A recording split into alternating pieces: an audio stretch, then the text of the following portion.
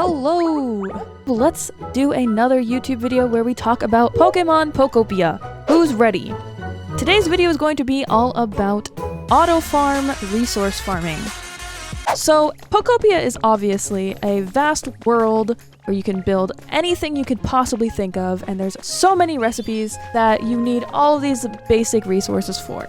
But how do you get all these resources? I mean, you've seen amazing, ginormous, huge builds.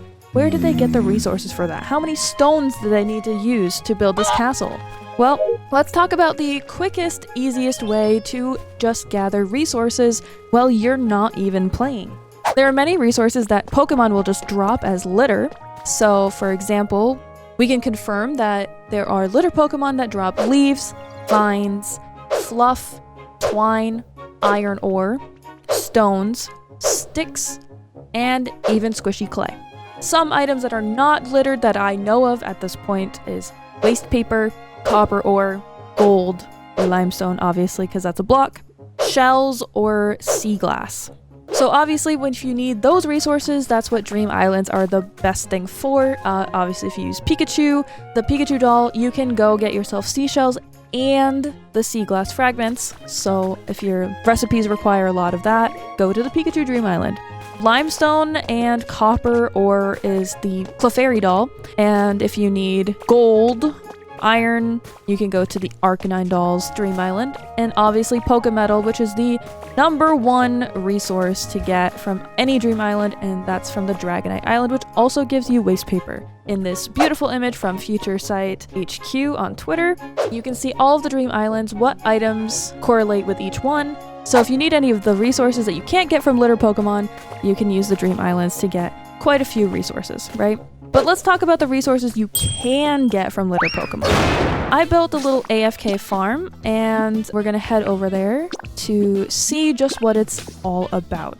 The first thing I want to do is talk about litter Pokemon, but obviously with AFK farms, there's other things like making bricks and making ingots, vegetables, and berries. So we'll get into those as well. So in the Rocky Ridges, I decided to make a little building. Okay, it's a big building. And it has a bunch of things inside that are very useful. So when you walk into the top of this building, it's not complete yet. Please don't judge. This is a very work in progress, and I'm in the process of making everything as good as I possibly can. The first thing you'll see is rows of these little city huts.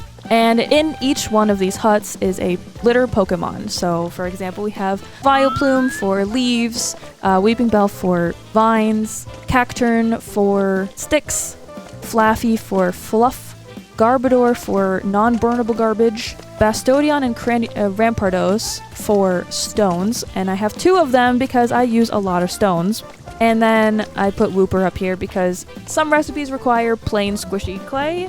And you might be wondering, well, what about your iron ore, your twine, stuff like that? But I have them in different places for different reasons.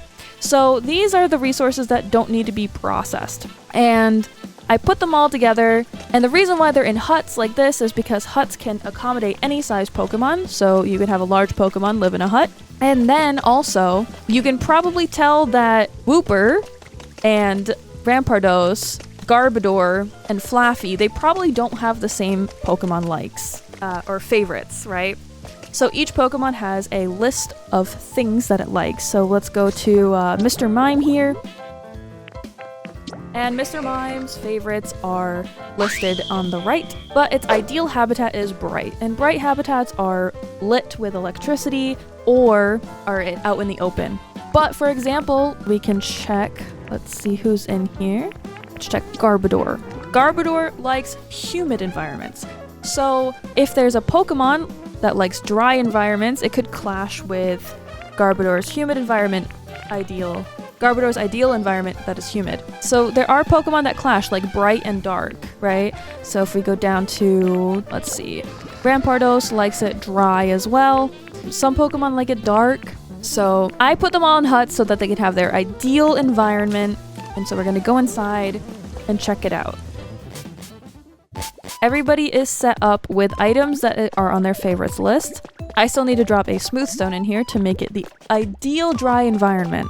But, for example, Flaffy likes bright environments, so I put in more electric stuff. So lights and computer and stuff like that. So she might like it brighter, and that makes her feel good. And she likes cute stuff and strange things, or whatever this is supposed to be. It was on the list, okay? I know this is probably the one place that apparently in the community been known for being outdated, but Cerebi is very much up to date at this moment of what is good for Pokemon. So if you need a good resource for what constitutes items under these lists, or like strange things or sharp objects, you can go to cerebi.net and they have all of that listed out for you. One more example before we run out of here is I'm going to go into Wooper, and Wooper likes humid environments, so I put a humidifier in here for Wooper, and Wooper's house is kind of lacking in this little department. Not a lot of nature, but likes nature. So not complete yet, but working on it. You might be wondering, okay, but why? So by giving each Pokemon their own hut or house to live in, I can control their environment perfectly tailored for them. And this will increase your environment level of the area that you're in. So the Rocky Ridges is now level 10 because most of my Pokemon really, really like their houses. So littering Pokemon, they will drop their litter outside of their houses. If you don't want it to go on the sides, put blocks on either side of the house, or put houses close next to each other if you want to. I just kind of thought it looked better with some spaces. So to make it or force it to be out in front, you have to have items surrounding the house so that it always drops in front. And then you need gather Pokemon to be like, hey, I see this item, let me go pick it up and put it in one of these community chests. So let's check this community chest. We have a lot of items in here. And unfortunately, I can't really control where they want to bring things. Like Mime Jr. over here is going to probably take it to this box over here. But maybe a different Pokemon decides to come up here and work on squishy clay and make bricks like this. So not entirely 100% sure how to force a Pokemon to use a specific community box yet. So I just set up a few community boxes for their comfort. Now, obviously this space is much too big to be a house, but you'll see that it keeps popping up that there's a shared house with Mr. Mime and Mime Jr. That's because I made a hidden house. This is to encompass pretty much the entire area. And if you want to know about making hidden houses, I can maybe make a guide. There's also other YouTube guides out there that talk about how you can make a hidden house like this. So basically I just buried a house and made it so that nothing inside can spawn. So they always have to spawn outside. And then I put a bunch of items that they like lights and this crystal ball and stuff like that. A washing machine. I put it in their surroundings. So if you push down on your right stick, you can see the boundaries of items placement. So if anything that's within this white box, they will take into account. You want more light? You want more light? There's like 3 whole lamps here.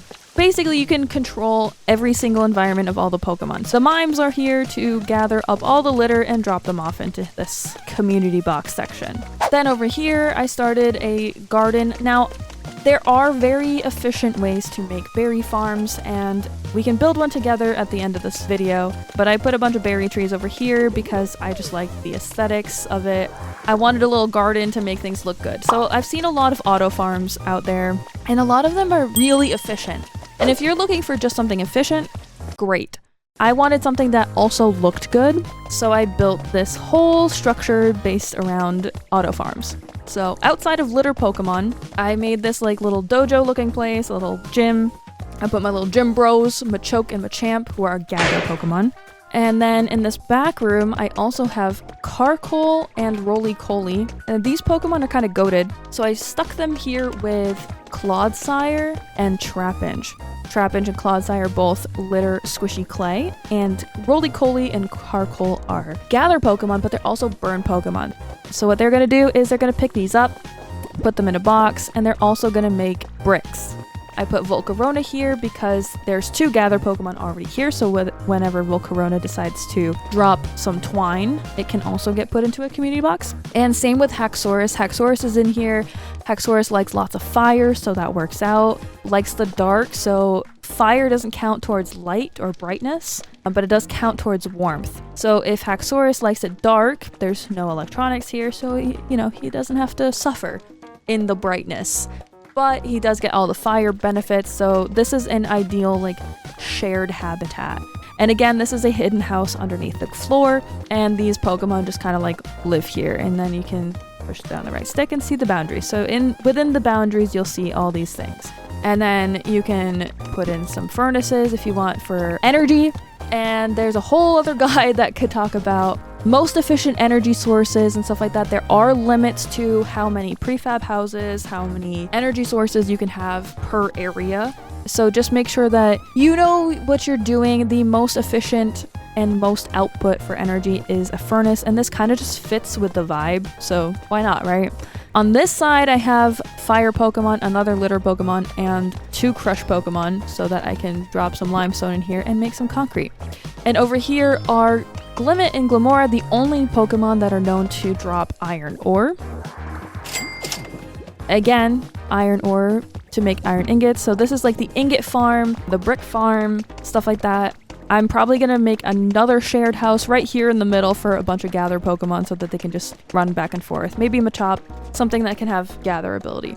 So that's how I have my brick farm set up, my lumber farm set up. I also get twine because Volcarona can make bricks or smelt things, but also drops twine, and the gather Pokemon should pick it up and put it away. And yeah, I just basically consolidated and put most things into one space. Over here, I have cooking availability, so you know, you can like make your salads and make your steaks. I personally really like the idea of vibrant hamburger steaks to put inside this picnic basket because it's neutral, so every Pokemon will like it, and they can become more efficient while they work. So Pokemon are more efficient when they have a place to rest, so I put beds everywhere so that they can rest, and also food and socializing. So your productivity of your Pokemon will depend on its social battery, as well as its sleeping and eating mannerisms. The mood of your Pokemon, if it's good, it'll be more productive. But you could basically force them to work if you wanted to. So I could go up to Magmortar and be like, hey, yo, smelt some stuff. But I put some stuff in here so that it'll just automatically get smelted while I walk away. So that's those farms. The other farm I wanted to show you is the vegetable farm. This is like a quite literal farm. And while I haven't perfected it yet, it's still pretty decent. So right here, this is already pre-made. I just tidied it up, made it look a little nicer, and then 3D printed extra sprinklers. So I have these farms. Eventually what I'm going to do is consolidate so that we have each patch has its own type of vegetable. So one will be beans, one will be wheat, one will be tomatoes, and one will be potatoes. Obviously you're going to want beans and potatoes the most. And then over in this house over here, I have 2 grow Pokemon so that they can ensure that all my crops will grow forever and ever, and I never have to worry about it. And this just happens to be a good amount of crops where you can power up a cut and pretty much get all of them in one swoop, which I appreciate. My previous farm did the 5x5 diamond shape of the sprinkler, and honestly, this is faster for me to take care of than that giant diamond. So this is the vegetable farm because you need to make a bunch of potato hamburger steaks for Pokemetal farming and such. So this is how I have mine set up, and it's already pre-built for you, basically, right? So the last AFK farm, and this one is like not AFK, okay? The berry farm is probably the most involved. So Pokemon do not gather crops or berries. And if you've been around and watched a lot of YouTube videos, you probably know this already, but I'll say it again for anyone who may not know. Pokemon do not gather crops or berries. And there have been many creators who have found some way to make it the most efficient as possible to make their farms set up. And some of them involve water and smooth stones to, you know, automatically hydrate them and then dehydrate them. And honestly, that to me that sounds like a lot of work.